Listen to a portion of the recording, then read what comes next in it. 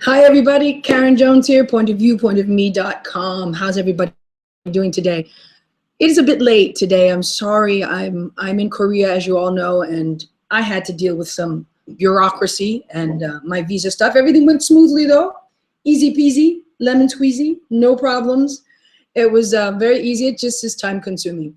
So I didn't want to cancel today. I still want to go ahead and continue with the webinar.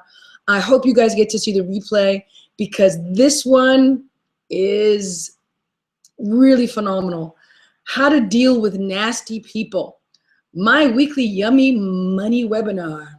Yes, it's so interesting how many different kinds of things affect how we deal with money, because dealing with people has a large part to do with how we deal with money, because we have to work with people in order to generate and create and continue the flow of money in our lives. Very important thing. And in fact, I've got a lovely story to tell you guys about what happened to me last night, which was really a lovely way for the universe to show me how I was going to be dealing with today's topic, dealing with difficult people. And there are a lot of very difficult people out there. If any of you deal with the public at all, my hat goes to people who deal with the public in like supermarkets and department stores. And oh my God, it's got to be really tough sometimes when you run into nasty people. So let's get straight to the book. We are continuing to read from the Access Consciousness book, Money Isn't the Problem, You Are, by Gary Douglas and Dr. Dain Heer. I remind you that this webinar has been going on for quite a while now. So you can go to pointofview.me.com and you will find it under the playlist of my weekly Yummy Money webinar if you want to catch it from the beginning and start from the top. Okay, so let's get going. I'm going to get my screen share going here, and as soon as it's ready, we'll get to how to deal with those slime balls, and that is correct. And there are plenty of them out there. Okay, so let's present this to everyone, please. Thank you, Google. Great. All right, so dealing with difficult people, elves and rattlesnakes. Okay, so we tend to see other people as either all good or all bad. We want to see the good in them, but not the bad, because that's what we were taught. We think it's unkind to see the bad. Is it? Or is it stupid and insane not to see it? It's stupid and insane. It's also not very conscious.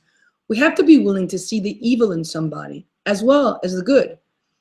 Have you ever been taken advantage of by someone? Have you ever been used for your money? You have to recognize that there are elves and rattlesnakes, I'll explain that in a minute, hold on, in the world, and some of them are in human bodies. When a rattlesnake is in a human body, you don't want to take him home for the night. No. He'll bite your ass one way or another, and he'll leave poison in your universe. An elf is a person who will undermine you just for the fun of it. And what does elf stand for? Evil little fuck, excuse my language. And there it is. An elf is the person who will say, oh, nice dress, I love it every time you wear it. Or, great dress, it looks good on you, even with all the weight you've gained. That's right, you know those kind of people. Always acknowledge the elves and the rattlesnakes in your life. If you don't acknowledge what they are, they can't change. They can't be any different. We know that nobody's all evil, but do rattlesnakes want to be called garter snakes? No, I don't think so. It pisses them off, and they want to bite you all the harder. If you acknowledge them and say to yourself, you're an amazing rattlesnake and you've got great diamonds on your back, and boy, do you rattle well, and I'm staying 8 feet away from you at all times, thank you very much, then you won't get bitten. If you can see the evil in someone and acknowledge it, is that a judgment or is it an observation? You really want to think about this, people. If you can see the evil in someone and acknowledge it, is that a judgment? No, it's just an observation. Honestly, if you observe that somebody is willing to do bad things to you, then they can't do those bad things. You only get sucker punched when you're unwilling to look at what somebody's doing that's not kind, not good, or not expansive. Start to see the truth of where people are sitting. Don't buy into the idea that everybody's all good or everybody's all bad. We've had people come to our classes who are just like snakes. I'll think, Please, God, don't let this one come in. But they keep coming back. They're always a great lesson because I know that eventually they're going to do something mean and nasty. But because I know that, I'm prepared and I can handle it. I don't make the mistake of thinking that just because they're coming to class, they want to get conscious or that they're actually going to get conscious. I know that their choice is to be anti-conscious. And if they're doing anti-consciousness, then they will not be aware of the things they do. And they will choose to dishonor others at every turn. You guys getting this? So who are the elves and rattlesnakes in your life? Who are the elves and rattlesnakes in your life? Will you stop struggling to see the good in them and stop judging yourself for not being able to do the right thing so they will stop being so mean and nasty? I mean, what makes you think that you can change people? They have to choose it before they can change. This is me talking right now. This is Karen. Okay, so let's get back to the book. If you would acknowledge the elves and the rattlesnakes around you, not from the viewpoint of judging them, but from awareness, you will create the freedom to steer clear of them, or you will know how to handle them. We have a friend who is an acupuncturist, and she had a client who was an elf of magnitude. She asked me what she would do with her. And I said, just treat her, but acknowledge that she's an elf. Excuse me. My friend called me a few weeks later. So you have to acknowledge that people are, okay? My friend called me a few weeks later and said, I can't believe it. I thought she would be the last person in the world to change. But she came in today and said, I've been a terrible person my whole life. I've been mean and nasty to everybody. I've decided I want to be a mother, and I can't imagine a child wanting a mother who's mean the way I've been. I'm changing. All you have to do is acknowledge the way someone is. You don't have to try to change them. People who do a shoddy job. Have you known people who don't fulfill their obligations or who do such a shoddy job that you've had to hire somebody else to finish the job they started? Have you wondered how they get away with that? The answer is that if you're not willing to receive everything a person is willing to do, including the good, the bad, and the ugly, then you can get screwed. I had a housekeeper one time. She was somebody I knew, a friend. I came home one day after having worked really hard. I had my kid in my arms, and as I walked in the door, I was exhausted. The house was filthy. I said, I thought you cleaned today. She said, I did. You owe me 80 bucks. I said, for what? The only thing I can see in this place is that the kitchen counters are clean and the faucets are shiny, but everything else is a mess. The carpet needs vacuuming. The kitchen floor hasn't been cleaned. She said, well, you owe me. I said, how can I owe you? You haven't done anything. What makes you think you deserve $80? She said, because I do. I said, I thought you were my friend. You're going to screw me for $80 because you think you deserve it and you haven't cleaned anything? What kind of friendship is that? She said, it's just business. Don't take it personally. Have you ever had anybody do that to you? It's just business. Don't you love it's just business? It means they can do anything they want to you and they can be as unethical as they choose and you have to take it. And you're wrong for taking offense. It's just business. It's not personal. Yes, it's personal. When somebody screws you, it's personal. Have you ever been taken advantage of that way? Are you willing to stand up and be the greatness of you and tell them, no, I'm not taking it? You know, when you have the idea or point of view that you're a good person, you're unwilling to acknowledge when someone's not being good because you're doing your best to hold on to that position of being a good person. Am I explaining myself? I hope you guys are getting that. Okay, so here he talks about it. So should you only see the good in others? How much of you do you have to shut off to not perceive, know, be, and receive where somebody truly sits? A lot or a little? I'd say a lot.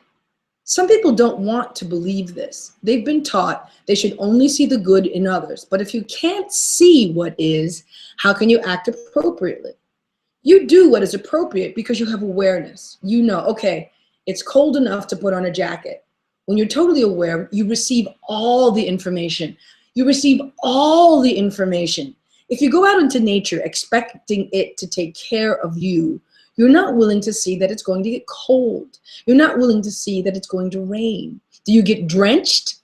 Hell yeah. Do you get cold? Hell yeah. Yes, in our lives where we won't perceive what's going to happen, we're naked to the possibilities. The idea is to become aware. That is really so important to living a good life. And even when that awareness can be uncomfortable, because trust me, it can be very uncomfortable. Okay, that was me again. Let's get back to the book. The idea is to become aware, to allow yourself to receive as you do in nature, means you don't cut off your perception and decide against all the evidence, okay, this is a good person to work with. If you decide someone is honest and they tell you a lie, are you going to notice? Or are you going to go, no, she couldn't have lied to me? She can do that 10 times before you finally go, you know what? She's dishonest. And then no matter whether she says something truthful or not, you can't hear it. You're still not being aware. It's like wearing blinders, people. You wear these blinders because you've made a decision. You've judged that this person is a good person. This person is an honest person. And when they are not being honest, you won't see it because you have your blinders on. Do you get what I'm talking about? As soon as you judge something, you can't see anything else that doesn't match that judgment. Is that clear? Now you have standards by which you define what you receive from others. If you take away the standards and allow yourself to receive everything from them, then you don't have to have judgment before you walk in. You can go, okay, so who is here in front of me? What's going on? What are they doing? So if they lie to you, you can say, oh, that was a lie. Okay, interesting. I wonder if they've got any other lies they're going to tell. You can begin to notice what they lie about. And then you realize, oh, so if I do this, they're going to lie until they've got all my money. But over here, in this other area of life, they're honest. Okay, cool. I'll buy this part of their deal, but I won't buy that part. You see how it works? It's really interesting. See, are you willing to receive all the information? If you go into a store where they're selling DVD players and ask for a certain model, and the salesperson tells you, oh no, we don't have that model anymore, that one's obsolete. Is he telling you the truth? If you're willing to receive all the information, and I'll say it again, receive all the information the way that you are in nature, you'll know that he's not telling you the truth. What's really happening is they don't have that model in the store, and the salesperson wants to sell you the model they do have. He doesn't want you to get out of the store until you buy something. He won't even say, well, I can get you that model. He wants you to buy what they have in stock. If you're willing to receive all the information, let me say it again, to receive all the information, then you know what's going on and you can say, okay, this isn't really a place I want to do business. They're not going to give me what I'm looking for. They're not interested in serving me. They're only interested in getting my money. What do you look for when you go to buy something? Are you looking for a salesperson who's going to take care of you? When you walk in, somebody's really friendly and says, hi, it's so nice to see you. Gee, how are you doing? Is she going to take care of you? Is she being real? No. But what about when you walk in and someone says, hi, what can I do for you? If they ask you that question, they might be interested in you. Okay, people, so who gave you the title of God? If you don't recognize when somebody is doing something unethical, mean-spirited, evil, unkind, divisive, or vicious, what happens is you take the responsibility onto yourself. You think, if I had done that differently, he wouldn't have done what he did. I must have done something wrong. What's wrong with me? It is so funny to me how we immediately go into judging ourselves. I mean, I still do it. You go into judging yourself when it's someone else who's got an issue. It's not your issue. Just because you're aware of something doesn't make it yours. Just because you're aware of something doesn't mean it's yours. You're just being aware. Okay, let's continue reading. So you aren't willing to recognize that you wouldn't do mean-spirited, unkind things. Now, you might be tempted, but you wouldn't choose that. You take the blame on yourself. Why do you take the blame? Why are you responsible for other people's choices to be mean and unkind? Are you responsible for the entire world? Who gave you the title of God? I have certainly had that point of view myself. If I were God, this place would work right. But when you have that point of view, you always have to look at how, if you had done something differently, the other person would have made a different choice. No, no. Some people just like to do that kind of stuff. Will you please claim, own, and acknowledge that some people just like to be mean? They just like it. Who knows? I mean, it's like, I don't want to make excuses for people who are mean. Don't make excuses for them. I mean, you could go back in time and say, oh, when they were a kid, they probably learned that being mean was the way to respond so that they won't get hurt, so that they won't, to defend themselves. Whatever the reason may be, it doesn't matter. They're choosing it, they're being it, and there's a part of them that probably likes it. And that's okay, that's just an interesting choice. Okay, so when you judge yourself, are you being aware? When you blame yourself for what other people do or don't do, who do you judge? Yourself. And if you judge yourself, are you being aware? Are you being aware? Are you able to see that they're choosing to be mean because they like it? No. You assume that you didn't try hard enough, that if you had done it better, they wouldn't have been unkind. When somebody steals your money, is it because you let them? Is it because you weren't on your toes enough, or because you didn't check them out well enough, or is it because they like to steal? Somebody who likes to steal likes to steal. If you come clear on the fact that you are not responsible for the choices other people make, then you can see what they're going to do before they do it. You just, okay, they're going to choose that. Interesting point of view. Remember interesting point of view? Interesting point of view, I have that point of view. Interesting point of view, I have that point of view. Interesting point of view, I have that point of view. I love this expression because what it does is it takes you out of the movie. It's like you have this movie and you're constantly in the movie, but you never stand outside of the movie. So when you go interesting point of view, you're outside of the movie going, oh, this is just a movie. And you can watch it and not jump into judgment about yourself or judgment about them, but have just an awareness of what's going on. Okay, interesting point of view. I have this point of view. Interesting point of view, they have that point of view. You get what I'm saying? You know what? This is enough. I don't want to play this game with you anymore. You can leave now or I will. You don't try to make it okay. You don't try to keep a friendship or a business relationship in existence thinking that if you just got it right, or if you did something better, or if you changed you, that they would get it and suddenly understand what you're talking about. That's not going to happen. Get that out of your head. It's not going to happen. Okay? Don't get vested in the outcome of whatever it is that you're trying to create. Just keep asking the questions and keep choosing. Okay? And when you have to change your choice, change your choice. Okay, that was me. Let's get back to the book. What do you do after you've been duped in a business deal? What do you do after you've been duped in a business deal or a relationship? Is it easier to go after somebody to get something back or to create something new? Instead of looking at the past and what did or didn't happen, put your attention on how to create a future in which you create more than what you have. There are people who have stolen parts and pieces of Access and created their own programs based on what they learned from me. Was it theirs? Not an ounce of it. They stole everything from me. They retyped a few things, called things slightly different names, and are teaching my material as though the material was theirs. I could sue them because it's my copyrighted material. But I'd rather spend an hour helping somebody who wants to get conscious than fight to stop somebody who's never going to get conscious. Besides, I know the materials they stole aren't going to work for them anyway. Will unethical people eventually do themselves in? Will unethical people eventually do themselves in? No, they don't believe in karma.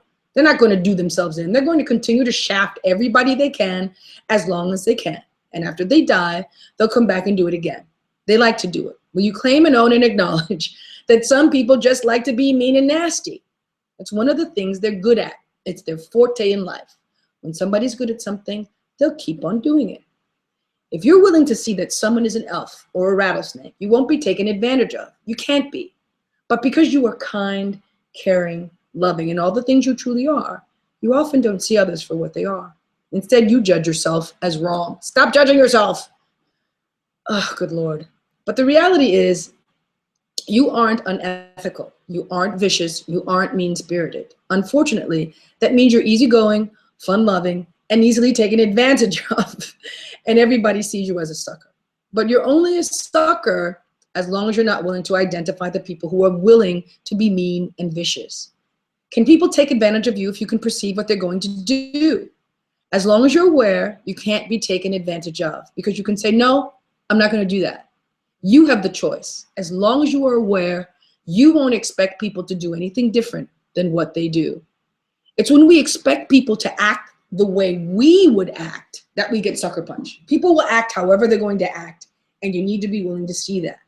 If you're not willing to receive that information, you will be taken advantage of. You must receive all the information without judgment.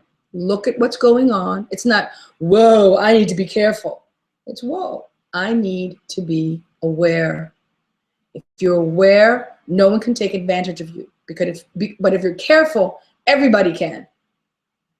When Dain was looking for a BMW, we went to a lot where they had advertised one for sale. We had called that morning and they said it was still available. But when we got there, the salesman said, oh, we sold it already. No big deal. We've got these Porsche Boxsters here. A lot of people call for BMWs, and I've done this to 10 or up to 10 other people. I put them into this car instead. I've done this to them, he said. We knew. Bye. Thank you. We're out of there. We were out of there. So here's the question. How do you deal with elves and rattlesnakes? How do you deal with difficult people like elves and rattlesnakes? You do it without a vested interest. You don't have a vested interest in the outcome. When you're asking for something in life, whatever you are asking to receive, you cannot be vested in the outcome. I said this earlier. Do you understand what we mean by that? If I think I want to get $1 million and I've got to get it from you, I'm vested in the outcome. I demand, are you going to give me the $1 million? Give me $1 million. That's being vested in the outcome. I've got to get $1 million translates into, I've got to go out and do this and this. I want $1 million, so I've got to do this $3 million construction process. So I've got to eat shit from this person. I've got to eat crow from this person. I've got to let the banker shaft me at every opportunity. And in the end, it will all work out. But when you're not vested in the outcome, you can ask, what are the infinite possibilities of $1 million coming into my life in the next 2 years or the next year or the next 6 months? You allow the information to come to you that will permit you to receive it. Okay? So the easiest way to deal with difficult people is to be an allowance. If you recognize the rattlesnake, are you going to get into bed with him? Hell no. If you recognize the elf or the rattlesnake, you can say, interesting point of view. He thinks he can get away with that. If you keep calm, cool, and collected, and if you're present with what you perceive, you'll know he's going to try and shaft you. You will be aware during the whole conversation, and you will not let that happen. When you say, oh, he's really a nice person, you're dead. When you say, I'm going to give him back his own medicine, you've got to fight. When you're in a conflict with somebody, the energy gets locked in place. You don't want energy locked in place. You want it to flow. To allow that to happen, you must be an allowance. You're the rock in the stream, and the water flows around you. You're the rock in the stream, and the water flows around you. You're the rock in the stream, and the water flows around you. As soon as you put up a barrier and you're fighting someone, you're going to continue the fight. You're the rock in the stream, and the water flows around you. Whatever that difficult person is doing is just an interesting point of view. And when everything is just an interesting point of view, you're the rock in the stream, and the water or the energy continues to flow. Yes, and yes, and yes.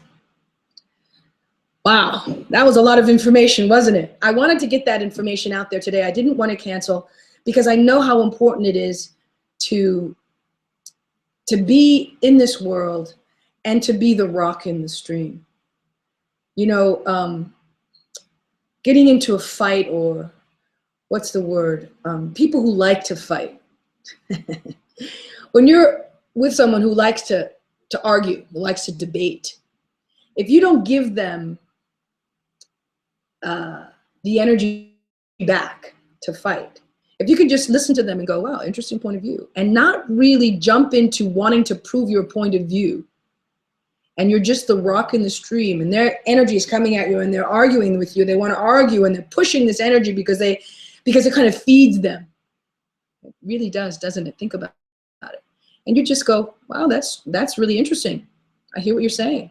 You're not agreeing with them. You're not disagreeing with them. You're like, wow, yeah, I hear you. Interesting. Their energy will completely, because there's nothing for them to fight. You're being the rock in the stream. You're just allowing the energy to flow. You're not vested in the outcome. You want your day to be peaceful. You don't have to fight this person. You don't have to debate with them. It's not necessary.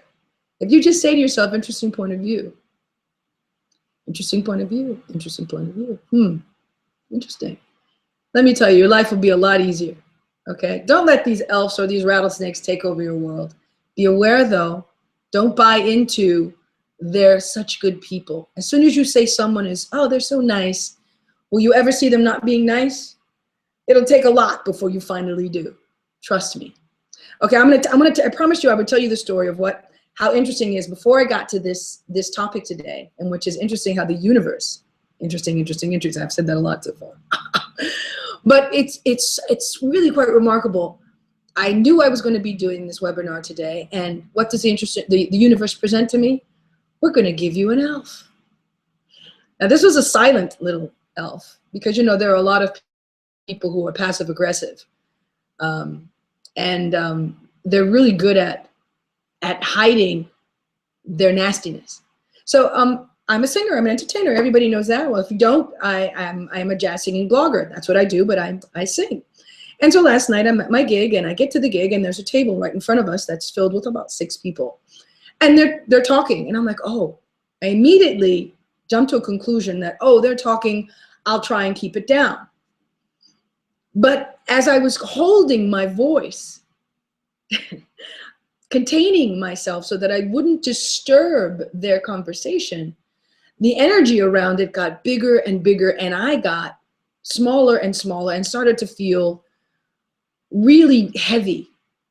Because the quieter I got, it seemed the more they were pushing their energy at me. And I was like, wow, wait a minute. I had my break, and I went upstairs, and I came back, and I was like, you know what?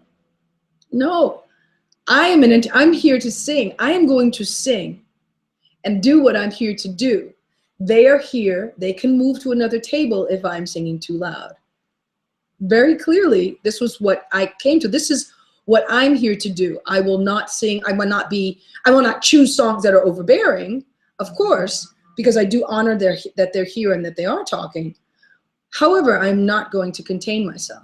And they had the moment or two of applause, which was following what other people were doing. They were basically doing it out of obligation, except for one girl.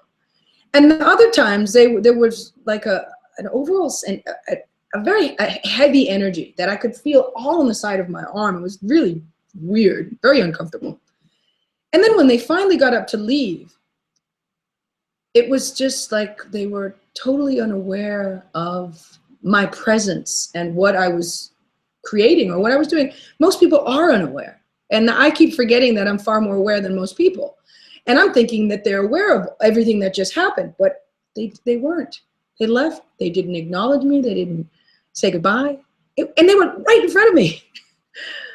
Oh, thank you, universe. Thank you. That was a very passive-aggressive example of elfdom, of rattlesnakes, who, you know, put on the smile and do all of this la-di-da, but not. There was a continual energy of, you should not be singing. You shouldn't be making noise while I'm talking. That was the vibe. Pretty cool, huh? Universe is pretty cool. And everything that is, and everywhere that you've been in a situation where you've toned yourself down, contained yourself for somebody else, and everywhere that you have made yourself wrong, which is what I did. You made yourself wrong because of someone else's choices. Would you please revoke, rescind, recant, reclaim, renounce, denounce, and destroy and uncreate everywhere that you have made yourself wrong, or you've made a commitment to yourself to make yourself wrong, and destroy and uncreate it, please. And everything that is times a godzillion, right and wrong, good and bad, all nine, pod, poc, shorts, boys, and beyonds. That is the magical access phrase. It's like an eraser, and it erases the energy where you are limiting yourself or judging yourself for everything that situation created in your world. Okay, so if you want to find, once again, if you want to go to theclearingstatement.com, you can see what that clearing statement entails, but energetically, it's just erasing some energy. There are other techniques in Access. That's the technique we use. We ask a question and then we clear it, okay? It's been very, very effective for me. I advise everyone to take at least one Access class in your life, and if not, get your bars run. The bars is an energy technique. I did a small blog about it on my website, pointofme.com, if you'd like to check it out. It is phenomenal. Okay, so don't allow yourself to think that everybody is good. We live in a world of contrast. We live in a world of polarity. There's a little bit of everything in you, and there's a little bit of everything in everybody else. And it all comes down to choice and what you're choosing for you. You can choose to be mean. You can choose, and sometimes being mean is actually a positive thing. So it depends. You have to be aware, people. How much more aware are you willing to be? How much more aware are you willing to receive? You have to be willing to receive it all the information about who and what someone is, okay? It will make your life a lot easier. And as I said earlier, sometimes it can be very uncomfortable. It was very uncomfortable for me to be in that energy last night. Thank God for Access tools, because I use a lot of tools, and I was able to finally see the picture. I was able to stand outside of my movie and get a lot of relief from it. So I'm wishing you that as well. I did want to leave you a question. This is a great question about your financial reality. I forgot to do that the last couple of times, so I want to give this one to you. If you can write it down, it's a long one. It's very winded. Even if you don't understand it, rewind and listen to it again. Here it goes. What physical actualization, well, many of you would call that a manifestation in Access, we call it a physical actualization. What physical actualization of an unbelievable, unreal, fantastic, phenomenal, unfathomable, magical, miraculous, financial reality, totally beyond this reality, that's beyond the matrix, people, am I now capable of generating, creating, and instituting? Write it down and say it 30 times a day. It'll work. And then say the clearing statement, everything that doesn't allow that to show up times a godzillion, I destroy and uncreate it all. Right and wrong, good and bad, all nine, pod, poc, shorts, boys, and beyond. So I'm going to say it to you now. What physical actualization of an unbelievable, unreal, fantastic, phenomenal, unfathomable, magical, miraculous, financial reality, totally beyond this reality, are you now capable of generating, creating, and instituting everything that doesn't allow that to show up in your universe times a godzillion? Will you destroy and uncreate it all, please? Is that a yes? Fantastic. Thank you. Right and wrong, good and bad, all nine, pod, poc, shorts, boys, and beyonds. Hallelujah, and bring it on. Now remember, 10% of everything you earn, put it away and don't touch it. It's about having money, not spending money. We live in a world where you have been taught, and most people have, oh, you've got to spend it. No, you've got to have some money too. Have it, 10% to the church of you. Remember? Okay. And remember that magical $5, $10, $20, whatever you're willing to leave, hide that money somewhere out in public. I remember putting a coin. I was in Japan. It was a $5 coin. Okay. I put it in the corner of a building that people pass by every day. And I would walk by and glance over and see if anyone had seen it yet. No one had, it was like, I think, a day and a half before it finally disappeared. But it's such a beautiful thing. You will feel so good because you are telling the universe, you're telling yourself that you have enough money to leave for someone to find. And when that person finds it, they are also reminded that the universe is abundant and that they are prosperous. What a wonderful thing. So I don't have any music queued up for the money dance, but here it goes. Money comes into your universe out of nowhere. All of a sudden it's in your bank account. All of a sudden it's in your hand. You open this envelope and there it is. And you're like, holy crap, I just got money. And you do the money dance and do the money dance and do the money dance and do the money dance and do the money dance. And with that, people, keep it flowing. Money come, money come, money come, money come. Invite that money into your world. Take down all those barriers. Just say barriers down, barriers down, barriers down, barriers down. See you next week on my weekly Yummy Money webinar. Take care, everyone.